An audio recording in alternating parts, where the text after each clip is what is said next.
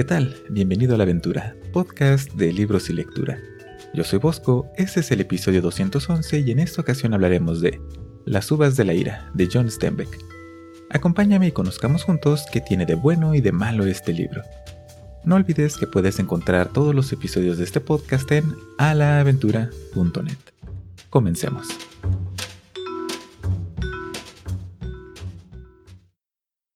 Las uvas de la ira, del escritor norteamericano John Steinbeck, escrito originalmente en 1939, es probablemente su obra mejor conocida y es considerada una de las grandes novelas americanas del siglo XX. Este libro está situado durante la Gran Depresión de Estados Unidos, un periodo de gran incertidumbre económica que empezó en 1929 y duró hasta el inicio de la Segunda Guerra Mundial.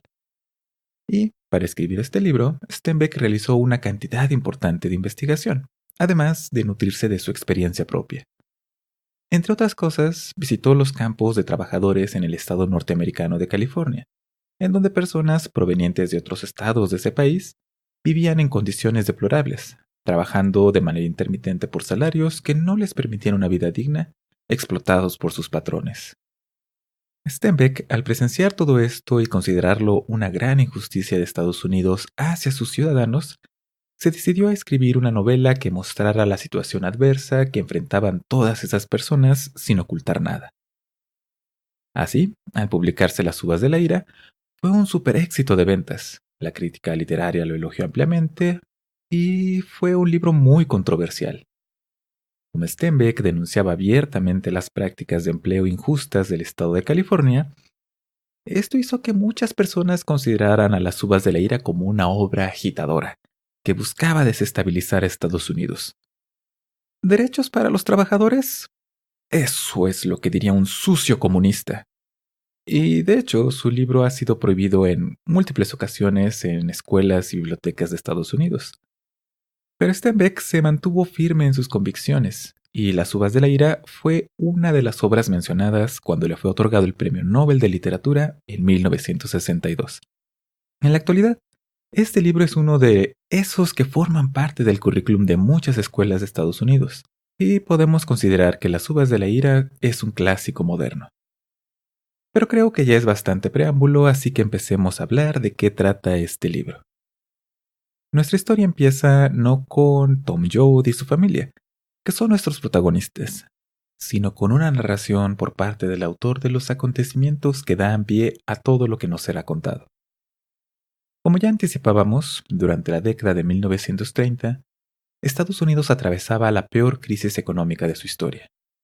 Los trabajos eran escasos y mal pagados, no había producción en las fábricas y después de una década de enorme prosperidad, Estados Unidos pasaba por una época en la que cientos de miles de personas tuvieron que dejar sus hogares y buscar suerte en otras partes del país, con tal de sobrevivir.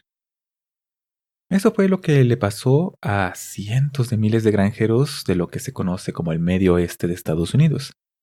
En esa época había personas que afirmaban que en cualquier momento te podías encontrar con millones de personas en las carreteras moviéndose de un lugar a otro. Y por si no fuera suficiente la crisis económica generalizada, la introducción de maquinaria de arado dejó a una gran cantidad de granjeros sin trabajo. Personas de esos estados que anteriormente se dedicaban a trabajar la tierra de otras personas, de repente eran sustituidos por maquinaria pesada. Como Steinbeck nos cuenta, un tractor reemplazó a los hombres. Estos granjeros, en efecto, no eran dueños de sus tierras, trabajaban para personas que eran propietarias de grandes extensiones de territorio. Así que en el momento que un terrateniente veía que era más barato comprar tractores que pagarles a personas, no había mucho que pudieran hacer estos granjeros. Simplemente se quedaban sin trabajo y tenían que buscarlo en otra parte. Algo difícil porque todos estos grandes propietarios de tierra pues estaban invirtiendo en algo más barato que les redituara más. Y eso no es todo. Aún falta. Además, la explotación desmedida de la tierra en esa región, nada con un periodo prolongado de sequía que hasta entonces no se había visto, causó una erosión desastrosa en la tierra cultivable. En palabras sencillas, en lugar de tierra fértil, lo que había ahora en los campos era polvo, el cual era inútil para sembrar nada. Y este polvo Por si todo lo anterior fuera poco, constantemente era levantado en gigantescas tormentas de arena que eran capaces de cubrir pueblos completos, lo cual tenía efectos adversos en la población y terminaba por matar al ganado. La tierra no solamente había dejado de producir, sino que se había vuelto en contra de los granjeros. Y aún hay más. Para poder cubrir sus gastos, muchas familias pidieron créditos a los bancos, y estos, como nos narra Stenbeck, no tenían mucho interés por saber la situación de los granjeros. Poco les importó que estuvieran pasando por una crisis económica devastadora, que no tuvieran trabajo y que el simple hecho de conseguir dinero para comer les fuera difícil.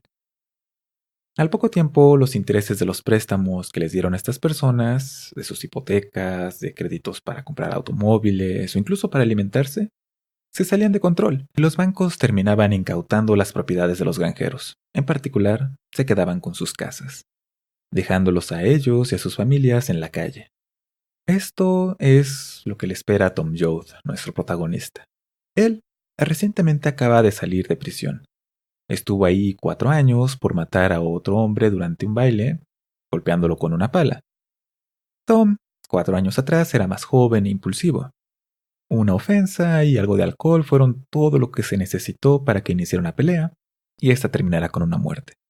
Le dio un golpe con la pala en la cabeza y no midió sus fuerzas. La otra persona termina muerta. Tom va de camino al hogar de su familia, el resto de los Joad, que se encuentran en Oklahoma. No está seguro si lo están esperando porque ni él ni sus padres son muy aficionados a escribirse, pero cree que deberían saber que por esas fechas estaría de vuelta. Su condena es más larga, pero ha salido antes por buena conducta. Y Tom, aunque lamenta haber matado a un hombre, cree que ya ha pagado su deuda a la sociedad con sus años de encierro y está listo para reiniciar su vida. Quiere conseguir un trabajo honesto para poder cuidar de sus padres y de sus abuelos y hacerse de un patrimonio. Todo esto lo sabemos conforme se lo cuenta a un camionero que ha aceptado darle un aventón, como decimos en México al autostop. Este camionero se ha ofrecido a acercarlo al pueblo en el que vive la familia de Tom después de que éste le pide de favor hacerlo, aunque, según las reglas de su empleador, no debería hacerlo. Pero como Tom le recuerda, ¿qué es más importante? ¿Ayudar a otra persona pobre como él o obedecer las reglas de alguien muy rico que ha puesto una etiqueta en su camión? Tom le cuenta también que ha salido de prisión bajo palabra, de modo que tiene que demostrar buena conducta o de lo contrario será encerrado de nuevo y esta vez tendrá que cumplir una muy larga condena. Si te parecía que 4 años era poca condena por un asesinato aunque fuera accidental, así es. Es una fracción de la condena real. Pero se le dio la oportunidad a Tom de quedar libre antes y de demostrar que se había reformado. Aunque como ya dijimos, Tom cree que esto ya está hecho. Después de avanzar un poco por el camino, el camionero deja a Tom un poco más cerca de su hogar. Y nuestro protagonista empieza a notar todo de lo que hemos hablado. Oklahoma no es lo que él recuerda. Sí, las cosas cambian con el tiempo, pero esto es diferente. Todo luce abandonado y sin vida. El calor sofocante del verano, de algún modo, se siente aún más insoportable que de costumbre. No se ve a nadie alrededor. Y Tom, y Tom empieza a caminar entre campos que antes estarían repletos de personas trabajando. En el camino, Tom se encuentra con Jim Casey, quien fuera el predicador de la iglesia del pueblo de Tom. De hecho, Casey fue quien lo bautizó a él y a sus hermanos.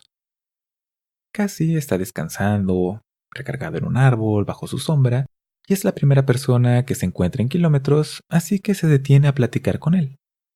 Casey le cuenta a Tom lo que ha pasado mientras estuvo en prisión. El banco ha dejado sin hogar a prácticamente todos los habitantes del lugar. Y además, Casey ya no es predicador. Ha perdido la fe en su iglesia, aunque no deja de ser una persona sumamente espiritual. Bueno, fue eso y que no lograba reconciliar sus deseos carnales, como él los llama, con su voto de celibato y la necesidad de ayudar a todas las mujeres de su congregación. Así que para resolver ese conflicto, prefirió alejarse de la iglesia y vivir una vida virtuosa, pero lejos de ella. Después de conversar, y sin otra cosa que hacer, Cassie se une a Tom en su viaje de vuelta a casa. Después de todo, conoce a los Jod. Cuando Tom llega a su pueblo, lo encuentran abandonado. La única persona que anda por allí es un hombre que él conoce, un viejo vecino, que, como todos, ha sido despojado de su casa por un banco. Sin embargo, esta persona se rehúsa a dejar el lugar en el que ha nacido y crecido. Así que se la pasa cazando conejos salvajes para alimentarse y escondiéndose en las noches de los agentes del banco que vienen a desalojarlo y meterlo a prisión, porque la vagancia es un delito. Este hombre les dice a Tom y a Cassie que si no ven a nadie alrededor es porque todos se han ido hacia California. Se dice que allá sí hay tierra fértil y todo el tiempo están buscando a más personas para trabajarla. Hay incluso folletos que llegan a Oklahoma que anuncian precisamente eso, que se necesitan muchas manos trabajadoras, así que las familias han emprendido el camino a California en la carretera. Pero él, como ya dijimos, se va a quedar en el único lugar que conoce como su hogar, y Tom y Cassie, después de dormir, descansar un poco, siguen su camino y finalmente llegan a la granja de los Jod, que también está abandonada. Esto angustia un poco a Tom, pero después de buscar un poco, y para su alivio, tanto Tom como Cassie finalmente encuentran al resto de la familia. Es una familia extensa, por cierto, difícil de perder.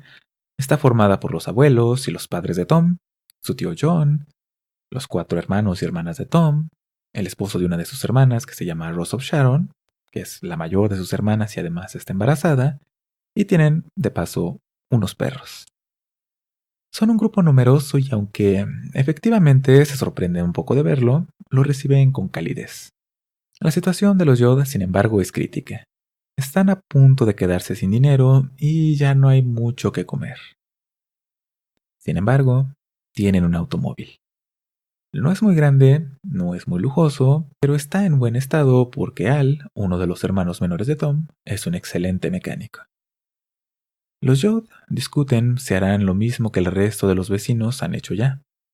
Si dejarán su hogar para encaminarse a California, siguiendo la carretera 66, y buscarán trabajo allá. Es un viaje de miles de kilómetros, que seguramente será difícil y peligroso. Además, se supone que Tom no debe dejar Oklahoma o de lo contrario terminar en prisión, lo cual dificulta la decisión. Pero después de discutirlo, llegan a la conclusión de que parece ser que ir a California es su única opción para sobrevivir.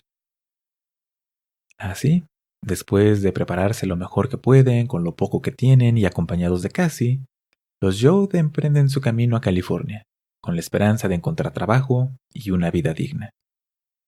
Lo que no saben es que sus problemas apenas comienzan. ¿Qué les pasará en el camino a los Jod? ¿Lograrán llegar a California? ¿Y realmente estará allí un mejor futuro para ellos? Eso lo descubrirás leyendo Las uvas de la ira de John Steinbeck. Y ahora que sabemos de qué trata este libro, pasemos a hablar de por qué disfrutarías de leerlo. Creo que el principal punto positivo de este libro es que nos acerca a la historia. Quiero decir, la historia con H mayúscula. Muchas veces, al hablar de eventos históricos, lo hacemos desde el punto de vista más amplio posible. Hablamos, por ejemplo, acerca de cómo un acontecimiento impactó a una nación, afectando a miles de personas y cómo ocurrió a lo largo de muchos años. Esto es difícil de dimensionar porque nosotros rara vez vivimos día a día pensando a gran escala. Cuando leemos sobre la Gran Depresión de Estados Unidos, que duró casi 10 años y durante ese periodo más de 200,000 personas, algunos afirman que casi medio millón de personas dejaron sus hogares para emigrar a California, es algo tan grande que nos cuesta trabajo imaginarlo claramente. Medio millón de personas se vuelve más una idea, una abstracción un tanto alejada de la realidad, que algo cercano a nosotros mismos.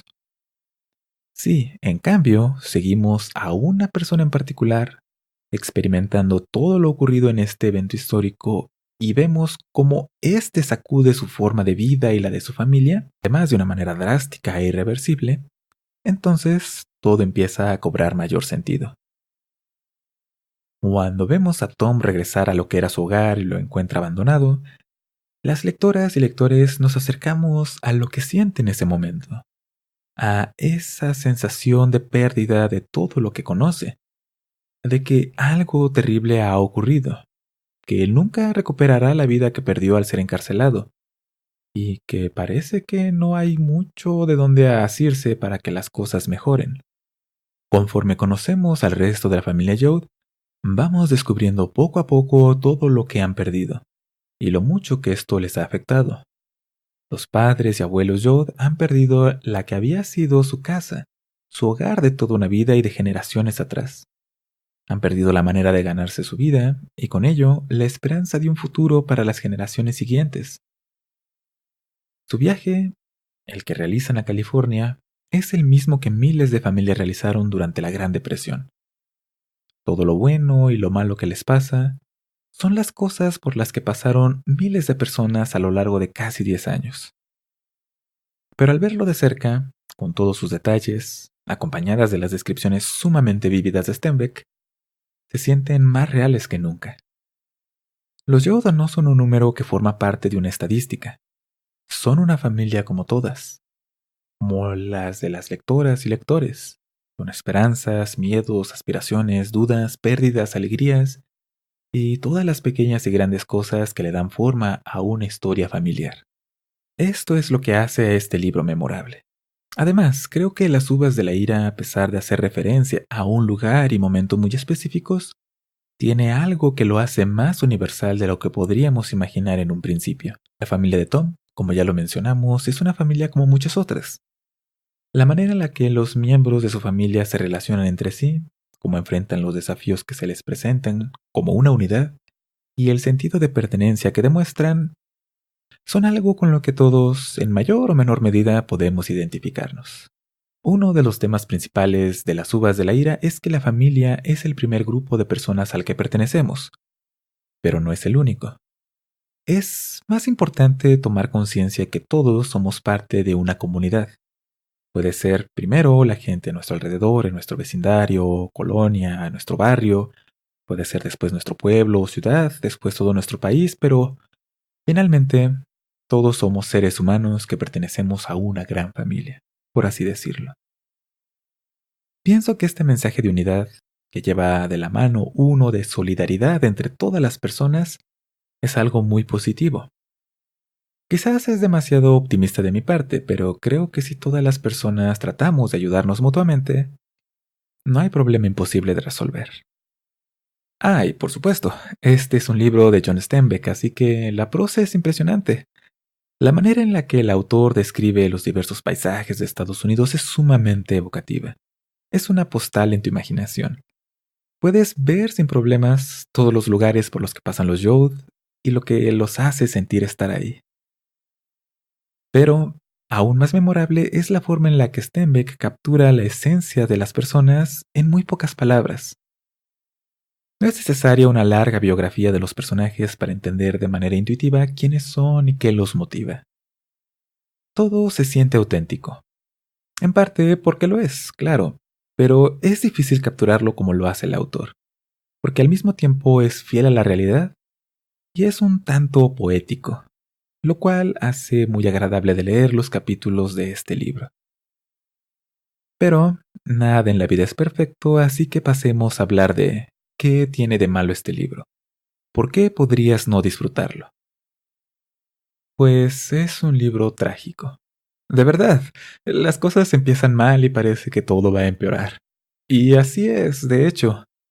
El viaje de los Joad está lleno de situaciones difíciles que les ocurren en el peor momento que te puedas esperar. Ya platicamos de lo auténtica que se siente la narración de este libro. Bueno, eso hace que cada cosa mala que les pasa a los Joad se sienta muy intensa para las lectoras y los lectores. Este es un libro que no voltea la cara cuando ha pasado algo feo. Se queda viendo y te obliga a que le prestes atención porque quiere que lo veas, que te enteres de qué es esto tan terrible que pasó y que debe preocuparte. Pero no es agradable. Si tienes un poco de familiaridad con todo lo que ocurrió en la Gran Depresión, hay momentos en la historia que sabes qué es lo que está por pasarle a los Joad, aunque ellos aún no tienen idea de lo que les espera. y esto en lo personal hizo que me costara mucho trabajo terminar de leer este libro. Sabía que todo lo contado en este libro realmente le pasó a personas de carne y hueso, y eso llegó a ser abrumador, porque, además, parece que la historia se repite en el presente. Pero de eso hablaremos en el episodio siguiente. Así que ten eso en cuenta, no es un libro que te deje con una sonrisa en el rostro. Y por otra parte, si no sientes interés alguno por saber sobre una familia de Oklahoma durante la Gran Depresión de Estados Unidos, va a ser difícil que las uvas de la ira capturen tu atención. Probablemente te parezca que todo el libro es un montón de cosas sin mayor importancia, que le pasan a una familia tampoco muy importante que digamos. Lo que se nos cuenta es tan mundano que puede aburrirte si lo que esperas es una historia realmente épica y llena de sucesos extraordinarios. Eso no pasa. Tenlo en cuenta. Así que, en resumen, ¿recomendaría Las uvas de la ira de John Steinbeck? Sí, pero con reservas. Por una parte, es un libro de una gran importancia histórica y está escrito de una manera excepcional, que al mismo tiempo es apegada a la realidad, pero expresa de manera poética las cosas que nos muestra las lectoras y lectores. Por otra parte, está tan situado en un lugar y épocas tan específicos que puede hacer difícil conectar con los temas que presenta, por universales que sean. Y por supuesto, es una historia sumamente triste, llena de sufrimiento. Después de lo que hemos platicado, ¿te parece algo que te interesaría leer? No te vas a arrepentir de hacerlo, es un gran libro. Pero no te culpo si prefieres no hacerlo. Y esto es lo relacionado con el libro de esta semana, Las uvas de la ira de John Steinbeck. La próxima semana hablaremos un poco más a profundidad de este libro, pero eso requiere de spoilers, y vaya que hay mucho que hablar. Mientras tanto, visita alaventura.net. Allí te vas a encontrar con todos los episodios de A la Aventura, desde el primero hasta el más reciente. También están todos los enlaces para suscribirte a este podcast. Están los podcasts Amigos de la Aventura y los medios para ponerte en contacto conmigo, por si quieres darme alguna recomendación, corregir algo o simplemente saludar. Todo eso lo vas a encontrar en alaaventura.net. Y esto es todo. Que tengas un excelente día. No dejes que nadie te convenza de que no eres especial porque yo sé que sí lo eres y recuerda, delante de nosotros hay 1000 vidas distintas que podríamos vivir. Pero cuando llegue, solo será una. Hasta la próxima.